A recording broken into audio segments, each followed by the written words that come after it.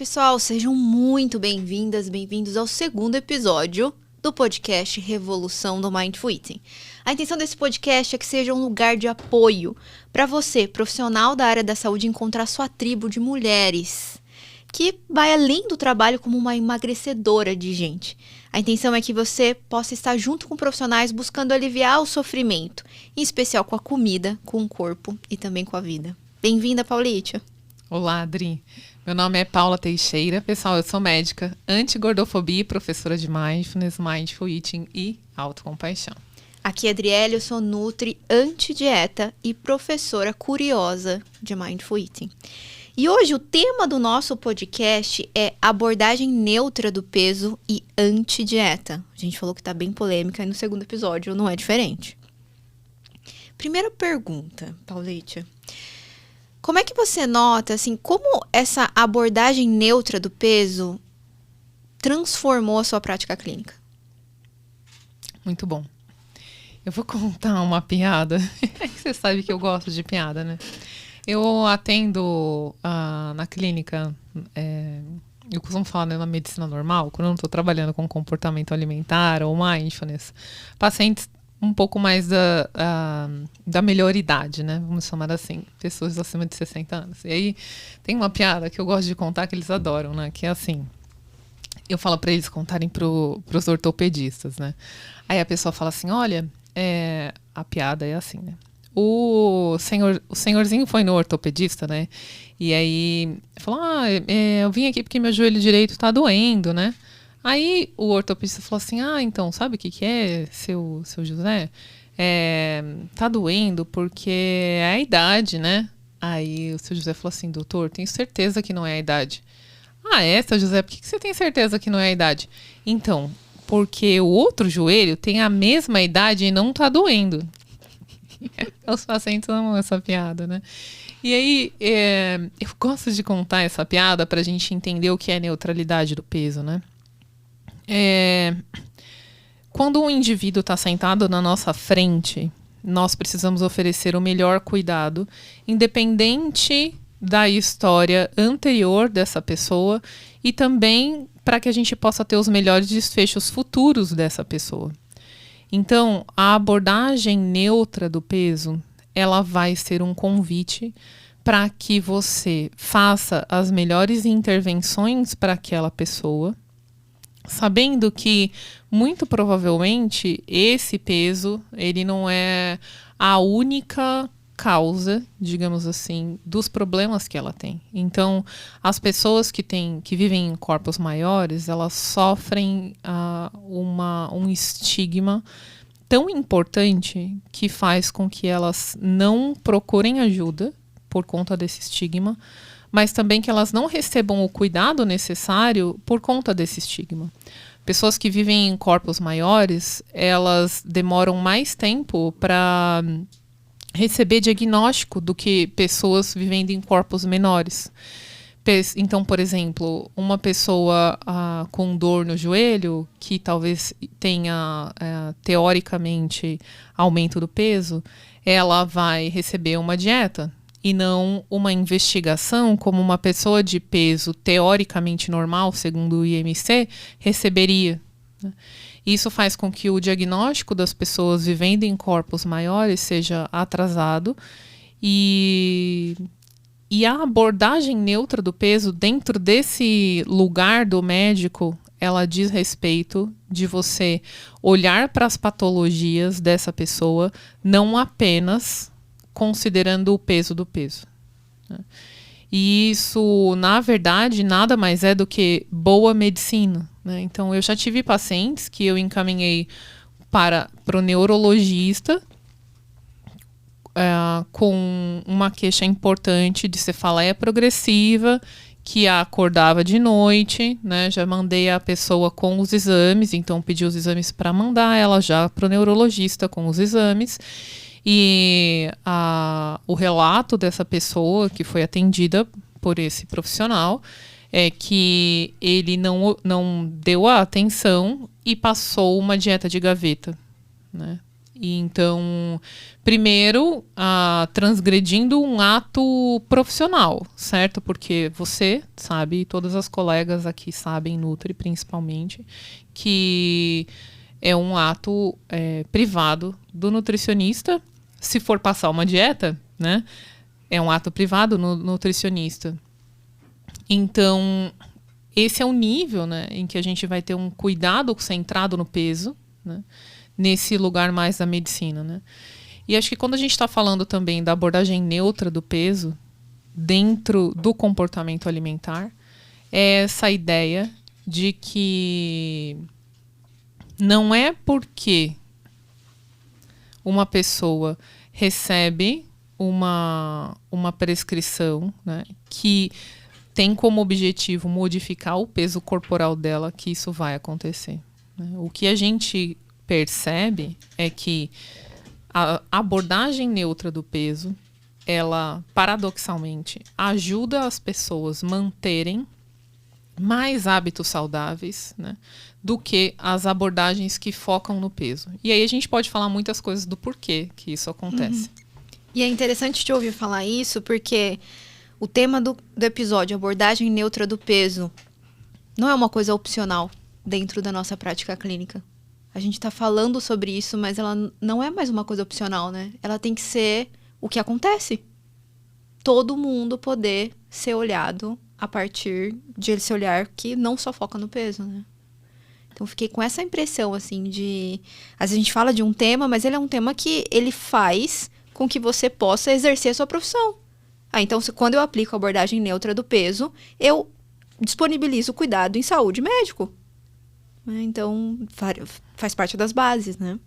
Exatamente. E aí é isso, assim. E é bem importante a gente pontuar isso, porque eu vou dar até um exemplo que não é... que é fora do nosso contexto, para vocês entenderem para onde a nossa mente costuma ir quando a gente está procurando algumas justificativas para as nossas próprias crenças, né? Então, por exemplo, o povo que enche o saco dos veganos, assim, né? Então, tipo, a pessoa chega pro vegano e fala pro vegano assim: aí o vegano, né, tem toda uma causa, então vai apoiar empresas, né? Porque não é só uma questão de ser ovo-lacto, de não ser, de ser vegetariano estrito, né? Um vegetariano estrito não necessariamente ele é vegano, né?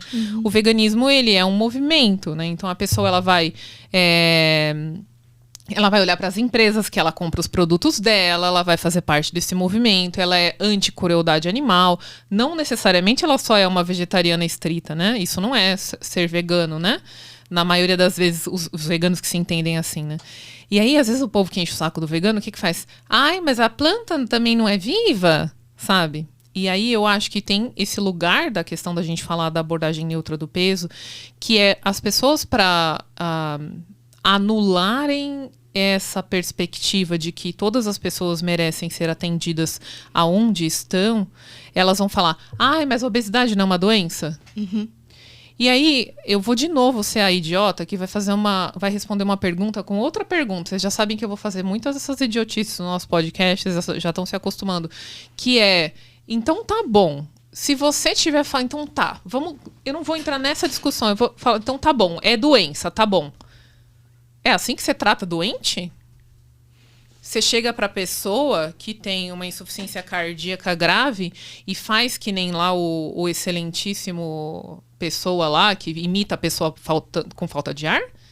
Né? Tipo, você chega para um paciente com DPOC, com efizema, e imita ele faltando ar, ou chega na cara dele, olha bem no fundo do olho dele e fala: o senhor é doente, sabia? Isso que você tem mata. Eu não vejo nenhum médico fazendo isso com outras patologias. Então, inclusive para você, e eu vou falar olhando para a câmera, que acredita e gosta de falar que é doença, e a gente não vai entrar nessa discussão aqui, a pergunta é assim que você trata uma pessoa que você acha que tem uma doença? Sabe? Tipo, você olha bem no fundo da cara dela e tipo, fala: isso que você tem? Mata. E ninguém faz isso, principalmente um profissional de saúde. A não ser que você tá contando piada de humor ácido, né? Aí, mas não, ser um médico, uma nutricionista, uma psicóloga, né? Abrindo um espaço bem honesto aqui, de falar sem dedo sobre as coisas, mas como foi esse processo de se classificar como uma nutricionista anti-dieta? No início isso trouxe um paradoxo muito grande, foi super desafiador, a gente falou de paradoxo lá no último episódio. É ato privado, então, da nutricionista prescrever uma dieta, mas aí eu comecei a entrar em contato o que a ciência estava falando sobre isso. E isso trouxe uma confusão na minha cabeça, né? Como é que eu lido com isso? Eu me lembro que no começo eu tinha um desafio de falar que eu era nutricionista. Né? Toda vez que eu ia, eu falava, sou instrutora de mindfulness, sou professora de mindfulness. Né? Muito porque eu comecei a ver, a gente falou também da ética, o quanto prescrever dieta estava trazendo malefício para as pessoas dentro do consultório. Isso também me trouxe muito desconforto. E aí, como é que a gente reencontra, então, qual é uma função enquanto nutricionista? Qual é a minha função enquanto nutricionista? Então, teve esse revisitar, assim. E hoje eu vejo que quando eu revisito essa função, eu caio lá naquele juramento que eu fiz quando eu me formei, né? De promover saúde. Então, tá tudo bem também. Então, me reencontro nesse lugar. Mas percebi muito esse momento de colocar esse prefixo, anti. Achei que ele foi importante, assim, de não só não prescrever dieta, como ser anti-dieta. Então, enquanto nutricionistas, eu vejo esse ponto essencial de ajudar as nossas pacientes e clientes no consultório a navegar nesse mundo fora das dietas. Por isso, esse anti também. Então, a gente poder falar sobre isso. O que surge para você, Paulista, quando você pensa em anti-dieta? Eu penso que isso nos coloca nesse tema da revolução igual, né, a revolução, né, da questão de que não basta mais que você não seja racista, né, mas se você tem que ser antirracista, né.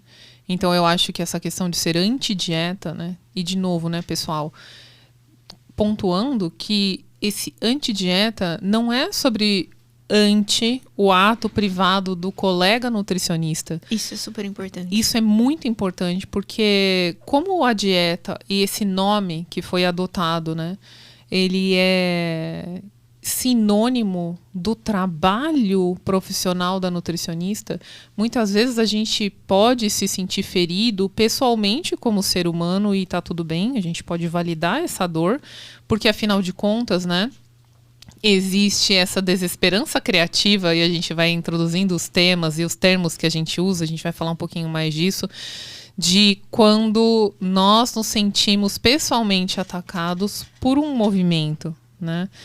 E em que a nossa identidade, né? Então, assim, eu sou a pessoa que prescreve. Isso pode ser muito doloroso a primeira vez que a gente escuta. Então, é importante saber que esse anti-dieta não é um anti-nutrição, nem um anti essa ciência maravilhosa e especial e espetacular, né? Esse anti-dieta é contra, né, o terrorismo alimentar e é contra a cultura tóxica da dieta, né? É saber que a cultura da dieta é tóxica, né? Então, o nutricionismo, né? E a redução dos alimentos ao nutriente, isso é tóxico, né? E isso não quer dizer que é anti. E aí, então, assim, é bem interessante esse anti, né? Você não se classifica como antinutricionista. Entende? Hoje, você, conseguindo nomear anti-dieta, você consegue se posicionar com mais amor ainda sendo nutricionista, né? Esse é um ponto-chave mesmo. De conseguir reencontrar o porquê se formou também, né? Eu acho que traz essa... Então, assim, hoje é muito mais tranquilo. Qual que é a sua profissão? Nutricionista. Traz essa tranquilidade, porque eu percebo também o quanto esse trabalho tem ajudado a aliviar o sofrimento. Corpo, comida... E aí, falando sobre desesperança criativa, queria ir para um tema, já que puxou aqui. Como é a desesperança criativa nessa ideia do controle do peso? Então, assim, existe essa ilusão de que as pessoas podem controlar o peso. Como é que funciona a desesperança criativa nesse momento dentro do trabalho, Paulídio? Então, só para a gente conceituar, né, pessoal, o que é desesperança criativa, nós precisamos estar com uma disponibilidade interna para mudança, né? Então, dentro da abordagem neutra do peso, é essencial que você que queira trabalhar com isso, primeiro saiba que não existe mudança de comportamento alimentar sem abordagem neutra do peso. Certo? Isso é central, porque nós estamos vendo um movimento em que falar de comportamento alimentar está na vibe, está no buzz, está bonitinho, né? Uhum. E a gente mesmo tem reforçado essa questão de que hoje o que é um diferencial, amanhã não vai ser mais do que sua obrigação como profissional. A gente tem falado sobre isso, né? Sim. Então, não basta que você fale para o paciente o que ele precisa fazer, mas como ele vai conseguir fazer. E aí, por isso, nós precisamos colocar esse paciente dentro da compreensão de que a dieta não funciona e que a dieta faz parte do problema. Então, ela não pode fazer parte da solução. Por isso que é anti-dieta. E aí, você como profissional que está tentando fazer isso, você precisa saber a importância da desesperança criativa. Quando esse paciente não sabe ainda que a dieta é um problema, que a dieta faz parte do problema e que por conta disso ela não pode fazer parte da solução, esse paciente que está vindo de dentro de uma abordagem focada no peso e focada na restrição alimentar, ele não vai entender o seu trabalho, certo? Então, a gente precisa criar a desesperança criativa, que é colocá-lo dentro do contexto que talvez você, profissional que trabalha com comportamento alimentar, já está há muito tempo. Você mesma passou por um processo de estudar sobre isso, estudar sobre as dietas, estudar a consequência das dietas. E muitas vezes a gente para com o paciente na nossa frente e quer que ele pegue o bonde de onde está o nosso. Uhum. Né? Então, assim, ó, sobe aqui que eu vou te mostrar tudo o que vai ser melhor. Mas vamos andando. Né? E esse é o processo de desesperança criativa. É o processo que nós precisamos mobilizar esse paciente a compreender o terrorismo da dieta e que a cultura da dieta é tóxica, para que ele possa entender do tipo assim, olha, peraí, mas só você tá falando sobre isso e eu fiz isso até agora, eu só vim aqui para continuar tentando mais uma vez aquilo que eu já tentei 20 vezes. Então, esse trabalho, ele é essencial e ele é o ponto de partida. Por isso que não existe mudança de comportamento alimentar fora de um contexto de abordagem neutra. Porque senão a gente vai estar usando o comportamento alimentar para manipular e fazer com que a pessoa consiga ficar mais ainda na restrição. E aí o ponto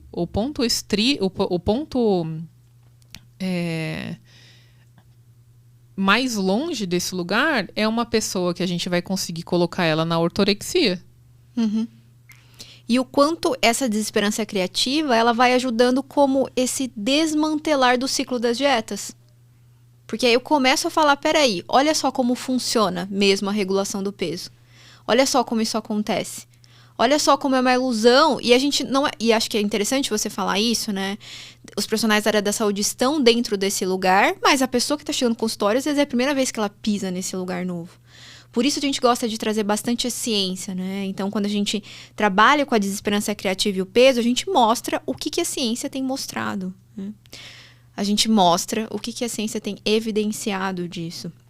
O que eu acho curioso é que dentro do consultório, quando você mostra ou você conta para essa pessoa através de artigos que é uma ilusão, que ela está no controle do peso dela, que se ela diminuir 500 calorias em uma semana ela vai ter perdido 1 quilo, eu vejo que acontecem duas coisas. Primeiro, que é exatamente esse ponto da desesperança. Nossa, então não tem solução. Né? Mas, ao mesmo tempo, vem uma coisa de isso faz sentido. Eu sou essa pessoa, eu sou fruto disso que você está me contando e que a ciência conta. Eu acho que traz tanto esse acolhimento que é importante, e que às vezes a gente vai ser o primeiro profissional que vai trazer esse acolhimento, quanto esse lugar do, nossa, mas isso é tão diferente do que eu escutei nas últimas 4 décadas, por exemplo. E esse é um trabalho difícil, né, Paula? De ser o profissional que vai contar a verdade. Eu sempre me pego assim, eu sempre percebo que nessas sessões, quando a gente vai falar da desesperança criativa em relação ao peso, São sessões que podem ser desafiadoras, porque aí a gente vai contar uma coisa que vai na contramão, né? Mas que ele é um processo essencial. Temas polêmicos. A gente estava falando um pouquinho sobre a abordagem neutra do peso, e você falou um pouquinho da... Migrando por um outro ponto, a gente estava falando um pouquinho sobre obesidade é uma doença, não é uma doença, a gente não vai entrar nisso aqui, mas tem uma pergunta, né?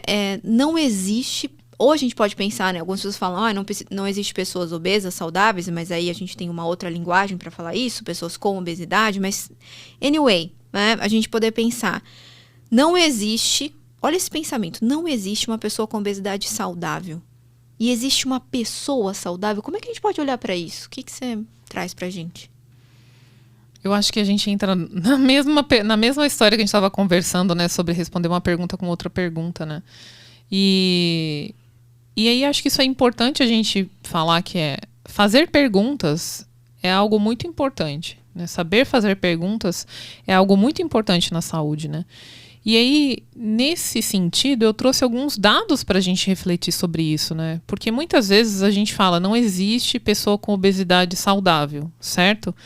E aí, inclusive, né, tem uma pessoa que trabalha fortemente com evidência que falou assim, existe, tipo, entre aspas, sabe? Não existe, como é que é? Pessoa com obesidade saudável, meus ovos. Isso foi um comentário, né? E aí a gente pode fazer essa outra pergunta, né? Existe pessoa saudável? Né? Se não existe, tá. Então a pessoa acredita que não existe pessoa com obesidade saudável, né? Mas e aí, existe pessoa saudável? E aí eu trouxe alguns dados para a gente fazer uma reflexão sobre essa pergunta, né? Que 85% dos adultos com idade acima de 60 anos tem alguma prescrição. São dados americanos, né? A gente não tem esses dados aqui, mas são dados americanos, né? Então, 85% dos adultos, né, nos Estados Unidos, acima de 60 anos, tem alguma prescrição de medicação. Então, assim, se uma pessoa tem uma medicação prescrita, certo? Provavelmente, se a gente está olhando para isso, ela tem um diagnóstico, que é o que o pessoal gosta de falar. Ela tem um CID, né?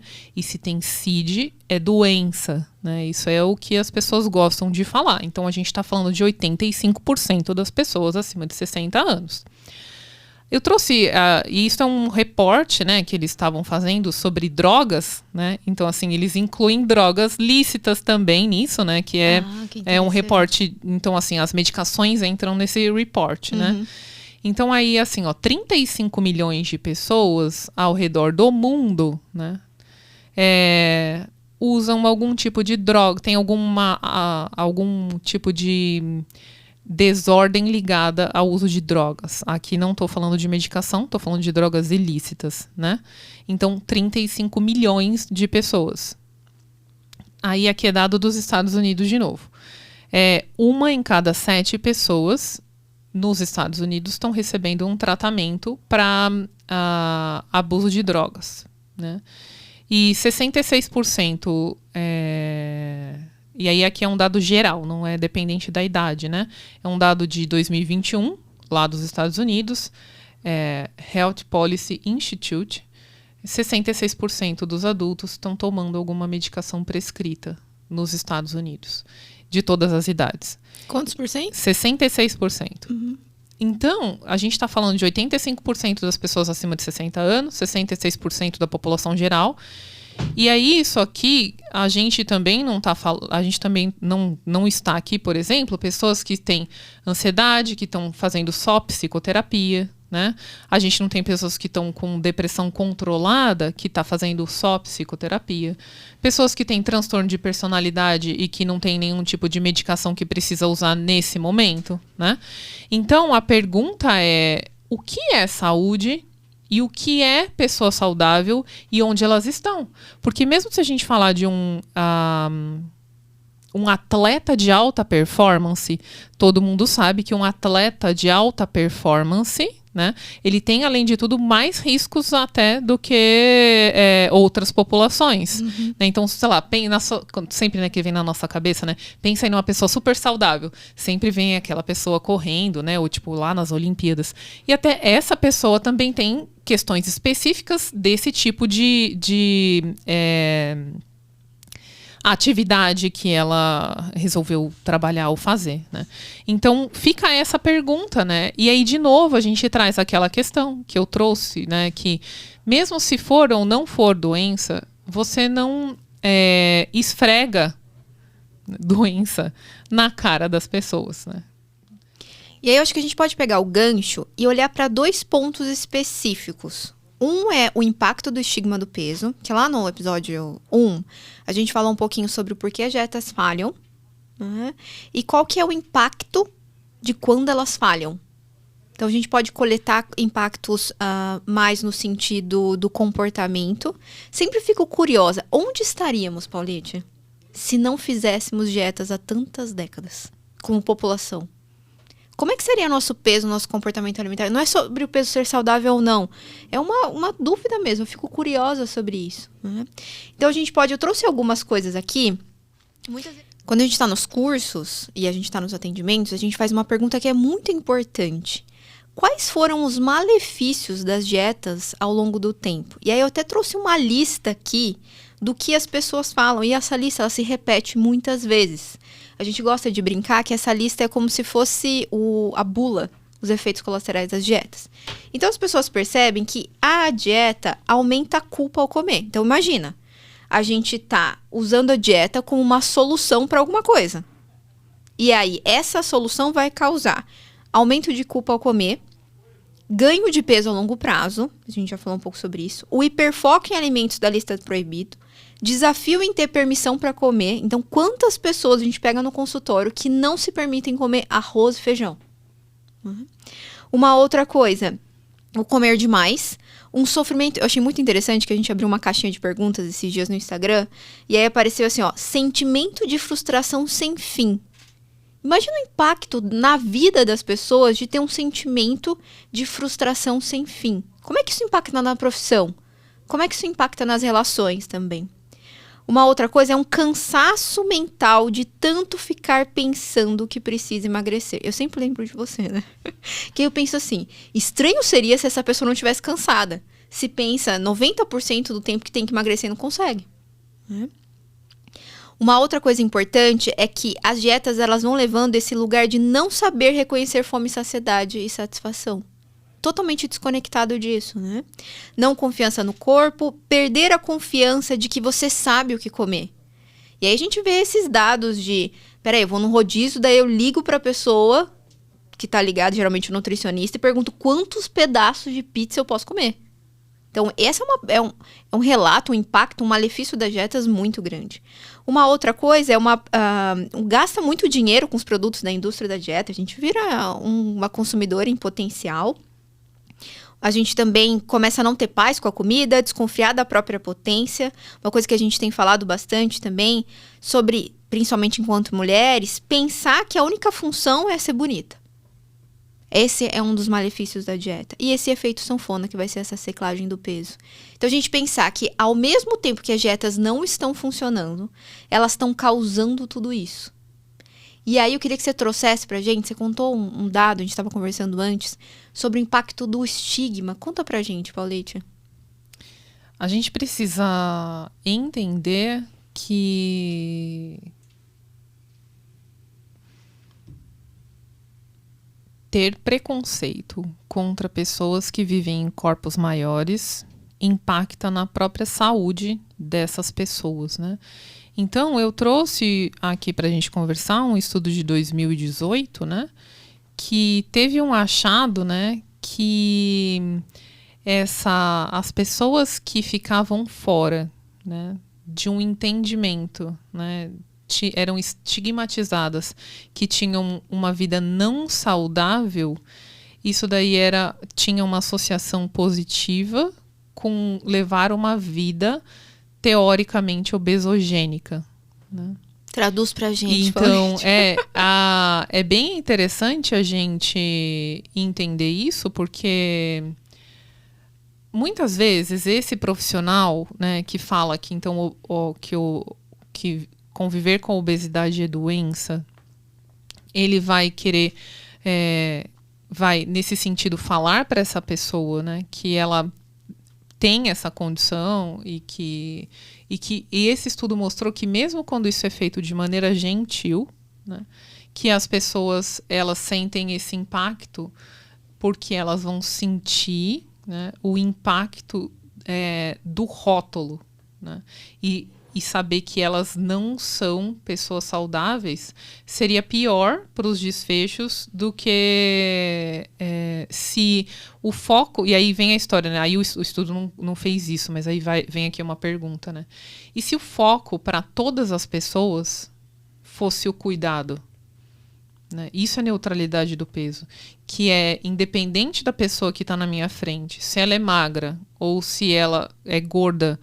Então, eu vou pedir os exames, eu vou ver o que está acontecendo, eu vou ver quais são, de acordo com a idade, com o peso, eu vou ver o que pode existir de maior frequência, né? Porque é assim que a gente pede exame também, né? Exame não o exame também pode causar malefício se ele for indicado de maneira errada, né? E aí a gente vai perguntar para essa pessoa, né? O que ela come, como é que ela dorme, quanto que ela se move, independente do peso dela, né? Então, muitas vezes a pessoa magra, ela também pode estar recebendo um menor cuidado, porque ninguém pergunta para ela como ela come. Sim. Né? E se a pessoa come demais, e, aliás, além da fome, exageradamente, e ela não tem problemas com o peso, teoricamente, o que vai acontecer? Nada? Não, ela também vai ter um impacto, né? Então, o impacto das abordagens que focam no peso também vão deixar pessoas que podem estar magras não recebendo o melhor cuidado que elas poderiam. Uhum. Isso me vem, assim, uma ideia de... A gente tá falando de uma revolução do Mindful Eating, mas que briga a gente vai escolher, né? Porque eu fico pensando isso. A gente não precisa entrar necessariamente na discussão obesidade é saúde, não é saúde. Mas assim, qual tá sendo o desfecho de olhar para ela como saúde? A gente olha para esse desfecho que você trouxe do estigma do peso. E qual tem sido o desfecho de tratar, entre aspas, para quem não tá ouvindo, quem não tá vendo o vídeo, né? Tratar isso com dietas.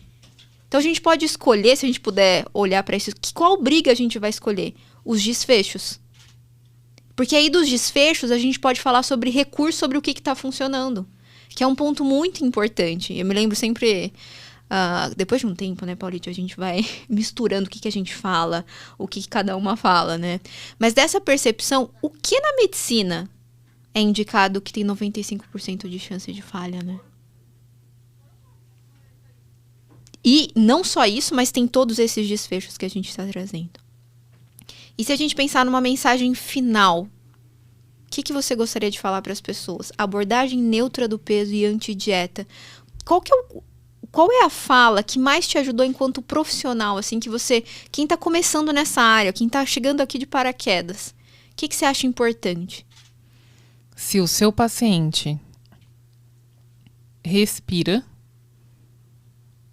ele tem que olhar para o cuidado e para o estilo de vida. É humano? Respira? Porque se não for humano, aí você vai mandar para o veterinário.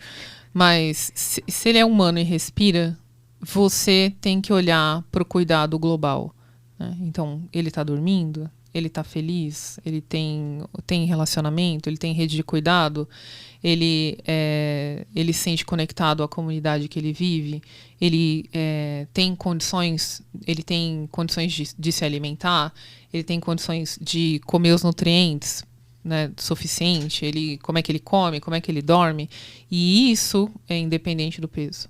Então, quando nós conseguimos mover o nosso paciente porque eu acho que esse é um ponto, acho que é bom pra gente finalizar, que assim, ó, a dieta, ela tem um dia para começar e um dia para terminar. O cuidado com a sua saúde, quando é isso que ele quando essa é a motivação central e ele não tá ligado ao peso, então assim, Quantas vezes eu não perguntei pra pessoa, você tá indo na academia? E ela responde, eu tava, mas eu não tava emagrecendo, eu parei. Uhum. Você tá cuidando da sua alimentação? Eu tava, mas eu não tava emagrecendo, então eu não tô ligando pra minha alimentação. Então, a história é, todas as pessoas... E aí vem uma outra questão. Você precisa esperar que a doença ou que algo aconteça para que você vá olhar para sua alimentação.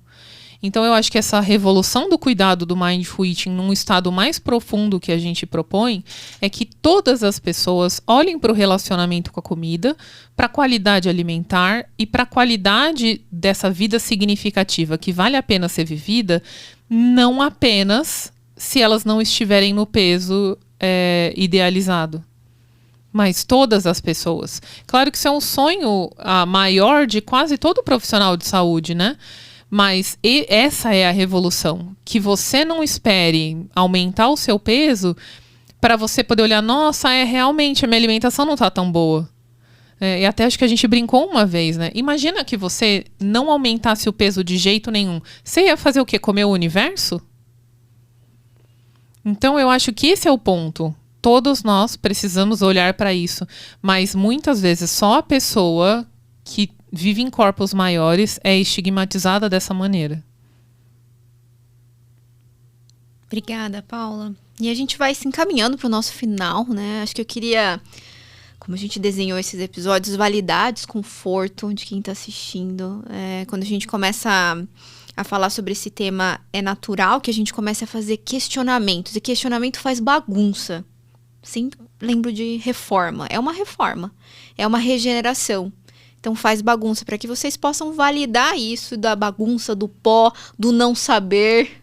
Tá, mas se não é isso, é o quê então? Calma que vai ter o 3º episódio, que é se não dieta, então o quê? Então a gente vai trazer isso.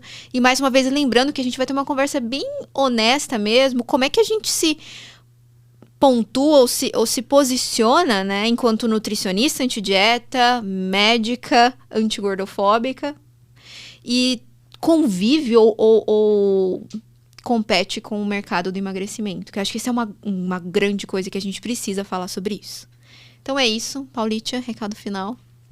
Muito obrigada, pessoal. E a gente se vê no próximo episódio. Até breve.